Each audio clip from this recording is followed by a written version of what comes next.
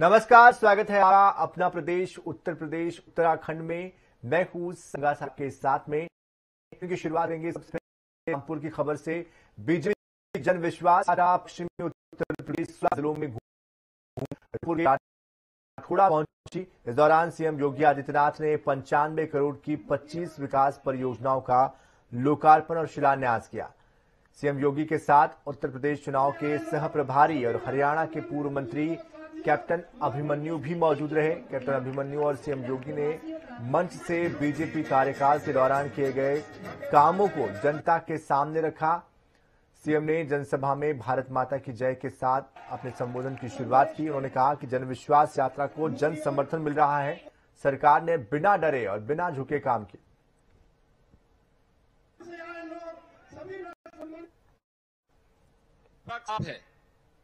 भाइयों बहनों, 2017 के पहले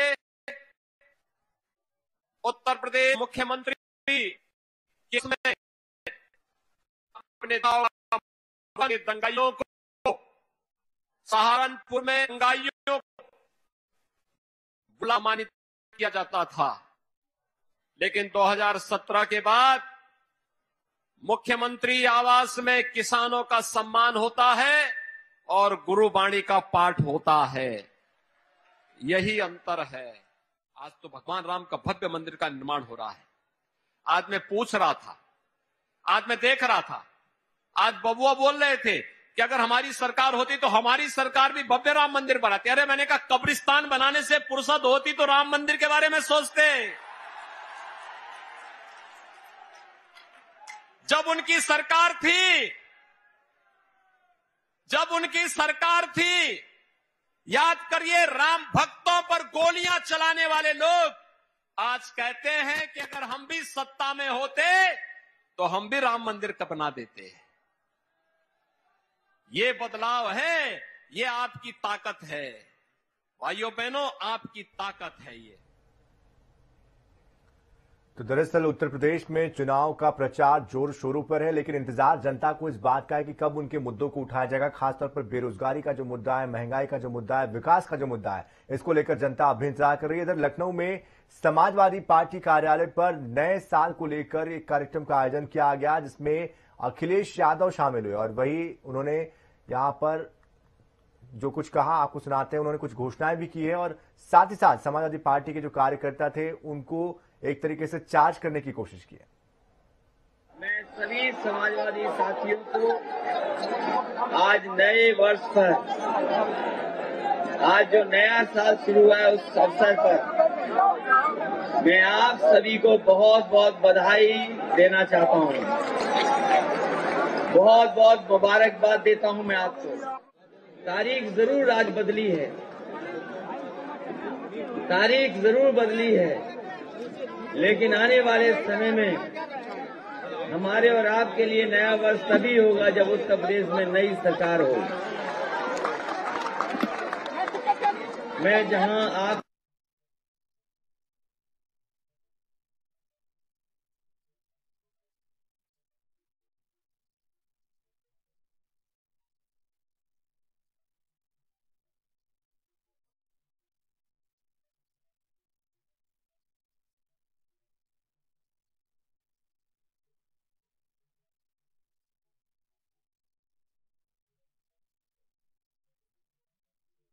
मैं सभी समाजवादी साथियों को आज नए वर्ष पर, आज जो नया साल शुरू हुआ है उस अवसर पर मैं आप सभी को बहुत बहुत बधाई देना चाहता हूं। बहुत बहुत मुबारकबाद देता हूं मैं आपको। तारीख जरूर आज बदली है, तारीख जरूर बदली है, लेकिन आने वाले समय में हमारे और आपके लिए नया वर्ष तभी होगा जब उत्तर प्रदेश में नई सरकार हो। मैं जहां आपके माध्यम से प्रदेश और देश के सभी लोगों को भी बधाई देता हूं, क्योंकि आज जो बात हम और आप लोग यहां बैठे कर रहे हैं आज के समय पर केवल सीमित यहां तक नहीं रहती। इसलिए जहां मैं आपको बधाई दे रहा हूं, वहीं प्रदेश की जनता और देश के सभी नागरिकों को बहुत बहुत बधाई और शुभकामनाएं नए वर्ष पर। आज जब हम और आप सब लोग उठे होंगे, जब हम और आप सब लोगों ने आंखें खोली होंगी, अच्छा क्या हुआ, स्टार्ट हुआ? तो जहां नया वर्ष था वहीं एक खबर ऐसी भी आई जिसमें बड़ी संख्या में लोगों की जान गई है। जो वैष्णो देवी मंदिर में श्रद्धालु दर्शन करने गए थे लोग, उसमें कुछ लोगों की जान गई है और बड़ी संख्या में लोग घायल भी हैं। इसलिए हम समाजवादी पार्टी के लोग उन परिवारों के साथ खड़े, इस दुख में उनके साथ हैं। उन परिवारों को भी और जो हमारे बीच नहीं रहे उनको हम श्रद्धांजलि देते हैं। केस में साल जाते जाते जब बीजेपी मुकाबला नहीं कर पाई तो अपने सहयोगी संगठनों को भी ले आई। लोगों के घरों पे छापे पड़े। आप वो लोग हैं जिनके घरों पे छापे नहीं पड़े, लेकिन बहुत सारे लोगों के घरों पे छापे पड़े और जो खासकर हम लोगों से करीब थे उन पर छापे पड़े। और एक छापा तो ऐसा मारा इन्होंने, एक छापा तो ऐसा पड़ा, पूरे देश के लोग टीवी देख रहे थे कि अब कितनी गड्डियां और निकलेंगी। समाजवादी पार्टी की सरकार बनने पर हम समाजवादी लोग जब सरकार बना लेंगे तो 300 यूनिट घरेलू बिजली फ्री होगी। समाजवादी सरकार बनने पर 300 यूनिट बिजली घरेलू फ्री होगी और इसके साथ साथ हमारे किसानों की पूरी सिंचाई पहले की तरह फ्री होगी, माफ होगी। बीजेपी के 3 बार के पूर्व सांसद और देश के पूर्व गृह राज्य मंत्री स्वामी चिन्मयानंद सरस्वती का एक बार फिर से एक पोस्ट चर्चा में आया हुआ है। स्वामी चिन्मयानंद ने फेसबुक पोस्ट पर नए मुख्य सचिव की तैनाती पर सवाल खड़े किए। साथ ही चिन्मयानंद ने इस फैसले पर मोदी सरकार पर भी सवाल उठाए। उन्होंने पूछा कि क्या योगी सिर्फ मोदी की सभाओं में भीड़ जुटाने का कारिंदा मात्र रह गए हैं। स्वामी चिन्मयानंद ने रिटायर हो रहे अफसर को सेवा विस्तार देकर मुख्य सचिव बनाए जाने को लेकर निशाना साधा है। बता दें कि दुर्गा शंकर मिश्रा को हाल ही में मुख्य सचिव बनाया गया और इसी पर सवाल उन्होंने खड़े किए। उन्होंने अपने फेसबुक पेज पर लिखा है कि क्या मोदी अब केंद्र के विभिन्न विभागों की तरह उत्तर प्रदेश का शासन भी इन्हीं के बल पर चलाएंगे। शाहजहांपुर से पूर्व सांसद और देश के पूर्व गृह राज्य मंत्री स्वामी चिन्मयानंद सरस्वती ने अपनी फेसबुक प्रोफाइल पर 31 दिसंबर को ये पोस्ट किया था।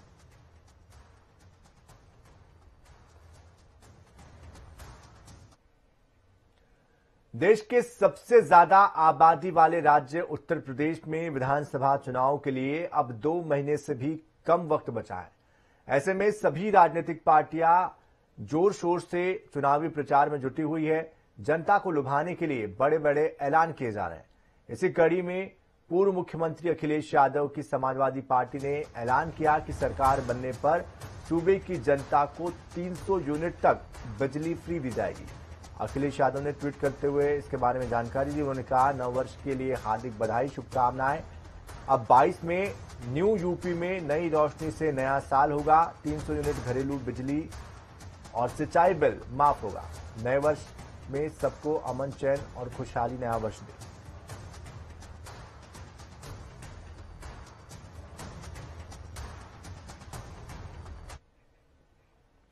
लखनऊ में आम आदमी पार्टी के सांसद संजय सिंह ने प्रेस कॉन्फ्रेंस की। गोमती नगर स्थित पार्टी कार्यालय में उन्होंने कहा कि नए साल की शुरुआत आम आदमी पार्टी लखनऊ में रैली से करने जा रही है। 2 जनवरी को दिल्ली के सीएम अरविंद केजरीवाल इस रैली को संबोधित करेंगे। यूपी में आम आदमी पार्टी की सरकार बनने पर 300 यूनिट बिजली फ्री दी जाएगी। 2022 उत्तर प्रदेश के सारे बेरोजगार नौजवानों को हर महीने 5,000 रुपए बेरोजगारी भत्ता दिया जा सकता है। जितने 300 यूनिट तक के उपभोक्ता हैं, उनका अध्ययन करने पे पता चला कि 300 यूनिट तक बिजली का उपभोग करने वाले उपभोक्ताओं के ऊपर जो बिजली का बिल आता है वो 19,000 करोड़ रुपए का बिजली का बिल आता है। अगर हम उसको माफ करते हैं तो 5,80,000 करोड़ रुपए के बजट से 19,000 करोड़ रुपए बिजली माफी के लिए निकालना कोई मुश्किल का काम नहीं है और ये काम सिर्फ और सिर्फ आम आदमी पार्टी ही पूरा कर सकती है। उत्तर प्रदेश में कारोबारी पीयूष जैन के ठिकानों पर छापेमारी के बाद आयकर विभाग एक्शन मोड में है। अब आयकर विभाग का शिकंजा इत्र कारोबारी मोहम्मद याकूब पर कसता जा रहा है। शुक्रवार को आयकर विभाग की टीम ने मोहम्मद याकूब के यहां पर छापेमारी की। बताया जा रहा है कि इस दौरान 4 से 5 करोड़ रुपए कैश और सोना बरामद हुआ है। कैश की गिनती पूरी हो गई है। वहीं बता दें कि याकूब के साथ साथ लखनऊ में रहने वाले उनके भाई मोहसिन के यहां पर भी इनकम टैक्स विभाग के 4-5 अधिकारी पहुंचे और उन्होंने भी कार्रवाई की।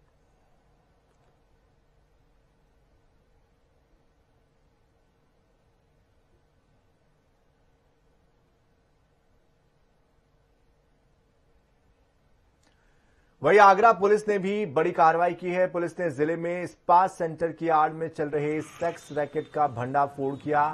LIU की सूचना पर सीओ लोहा मंडी के नेतृत्व में टीम बनाकर छापे मारकर थाना ताजगंज से 5 युवतियों और 6 युवकों को हिरासत में लिया। बताया जा रहा है कि भीमा के जेल जाने के बाद से आगरा का सबसे बड़ा लड़कियों का सप्लायर सदाकत अली उर्फ राजा गिरफ्तार हुआ है और उसका साथी सूरज भागने में कामयाब रहा। फिलहाल पुलिस पकड़े गए लोगों से पूछताछ कर रही है।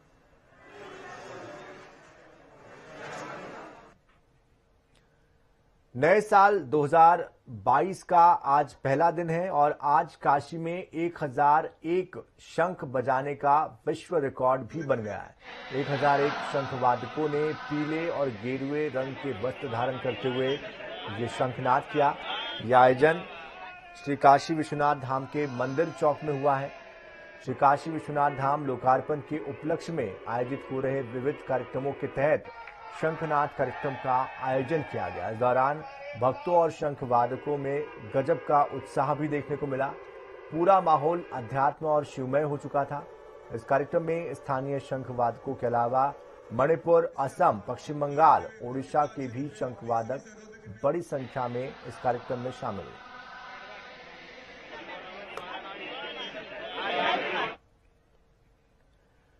अमरोहा में बीजेपी नेता का रोते हुए वीडियो सोशल मीडिया पर वायरल हो रहा है। दरअसल बीजेपी नेता अपने काफिले के साथ जन विश्वास यात्रा में शामिल होने के लिए आ रहे थे, लेकिन मौजूदा विधायक ने नेता की गाड़ी को रोक दिया, जिसके बाद बीजेपी नेता ने जनता से सवाल पूछा कि क्या किसान के बेटे को विधायक पद के लिए टिकट नहीं मिलना चाहिए। अब वीडियो में किस तरह से बीजेपी के नेता ने रोते हुए अपनी बात रखी है, आप भी देखिए। गाड़ी तक नहीं निकलने दी, क्या किसान के बेटे को हक नहीं है चुनाव लड़ने का? मैं आपसे पूछना चाहता हूँ। मैं एक छोटे किसान का बेटा हूँ, आपके लिए तत्पर तैयार रहता हूँ और आपके बलबूते से ही यहाँ विधानसभा मांगने आया था। मैं तुनका जोड़ के इतनी गाड़ियों के साथ आप सबके सहयोग के साथ मैं धनौरा विधानसभा जो अमरोहा जिले में पड़ती है, अपने समस्त साथियों के साथ मेरा भी सौभाग्य था कि मैं अपनी जन विश्वास यात्रा का उत्तर प्रदेश की सत्ता पाने के लिए सभी पार्टियों ने अपनी पूरी ताकत झोंक दी है। आगामी 2022 के विधानसभा चुनाव अब गुजरात के बीजेपी पदाधिकारी फतह करने की कोशिश करेंगे। दरअसल आपको बता दें कि गुजरात से 165 बीजेपी नेता और कार्यकर्ता विधानसभा चुनाव 2022 के लिए बुलाए गए हैं और प्रदेश के हर विधानसभा में एक और जिले में 2 गुजरात के नेता कार्यकर्ताओं की तैनाती की गई है, जो घर घर जाकर बीजेपी को मजबूत करेंगे। 2022 के चुनाव में योगी आदित्यनाथ की सरकार बनाने के लिए मदद करेंगे।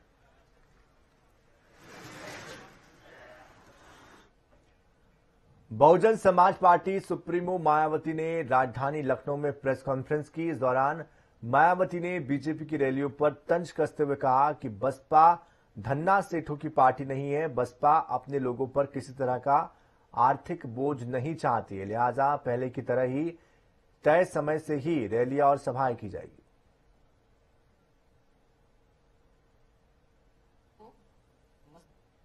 जब बीजेपी व कांग्रेस आदि केंद्र व जिन भी राज्यों की सत्ता में आसीन होती है, तो फिर ये पार्टियां केंद्र व संबंधित राज्यों में चुनाव घोषित होने से लगभग तब ये पार्टियां पूरे देश में जब लोकसभा का आम चुनाव होता है तो तब ये पार्टियां उस दौरान केंद्र व संबंधित राज्यों में चुनाव घोषित होने से लगभग 2-2.5 महीने पहले अपनी खूब ताबड़तोड़ हवाई घोषणाएं, शिलान्यास, उद्घाटन व लोकार्पण आदि करती हैं।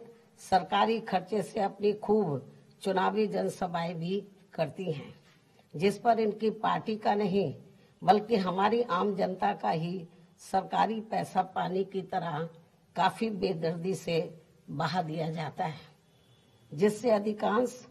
जिसमें इनके ये जो इस किस्म के प्रोग्राम होते हैं जिसमें अधिकांश आधी भीड़ सरकारी कर्मचारियों की व आधी भीड़ टिकटार्थियों की ही होती है, सत्ता में नहीं होती है।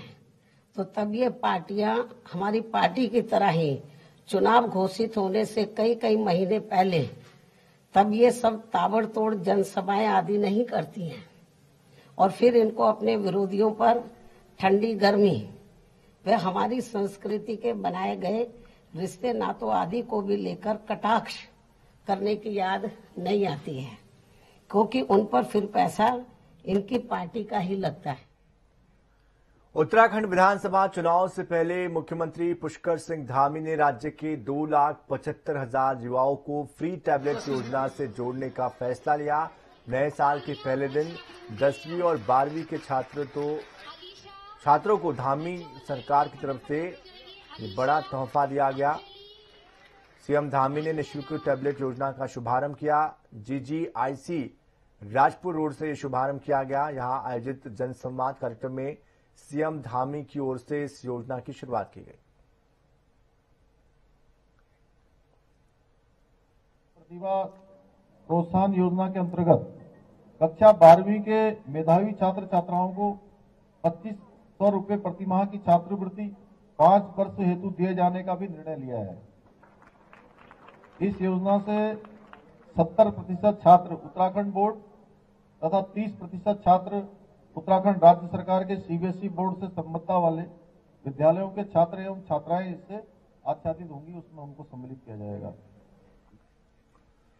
भारतीय जनता पार्टी की विजय संकल्प यात्रा का दूसरा चरण आज से शुरू हो गया। विजय संकल्प यात्रा के मसूरी विधानसभा क्षेत्र के श्रीदेव सुमन नगर मंडल और शहीद दुर्गा मल्ल मंडल में पधारने पर जोरदार स्वागत किया गया। माननीय महामंत्री जी का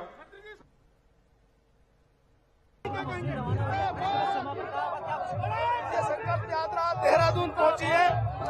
6 तारीख को उत्तरकाशी में समापन होगा और इस यात्रा में एक जबरदस्त उत्साह कार्यकर्ताओं में है और बहुत ही भव्य स्वागत के साथ यात्रा आगे बढ़ रही है। इसे कैसे देखते हैं? कांग्रेस को और 5 बरस देश में और प्रदेश में मौन प्रदर्शन करना ही उनका काम होगा। संकल्प यात्रा में जिस प्रकार से जोश जन समर्थन दिखाई दे रहा है, ये साथ साथ आपको बताता है कि जिस प्रकार जहाँ की जनता ने मन बना लिया है कि भारतीय जनता पार्टी को भारी बहुमत से विजयी बनाना। इस बात का प्रतीक है युवा नेतृत्व 60+ का नारा जो हमने दिया है वो साकार होने जा रहा है। जिस प्रकार से जनमानस हमारी विजय संकल्प यात्राओं में जगह जगह निकल कर आ रहा है भारी संख्या में, तो जनता चाहती है एक बार फिर पुष्कर सिंह धामी की भारतीय जनता पार्टी की सरकार बने। 5 महीने के अंदर पुष्कर सिंह धामी जी ने अपने क्रियाकलापों से, आचार से, विचार से जो जनता के बीच एक विश्वास पैदा किया, जो छाप छोड़ी है, जनता चाहती है कि एक बार भारतीय जनता पार्टी की सरकार बने। और नरेंद्र मोदी जी की रैलियों ने उसमें ऊर्जा भरी है। आपने देखा होगा जब चाहे देहरादून की रैली हो, चाहे हल्द्वानी की रैली हो, इस प्रकार जनसभा वहां था, तो आज पूरा प्रदेश भाजपा में हो गया, भारतीय जनता पार्टी की सरकार बनने वाली। तो इसी के साथ इस बुलेटिन में इतना ही। ताजा खबरों के लिए, अपडेट्स के लिए आप बने रहिए जनता टीवी के साथ। नमस्कार।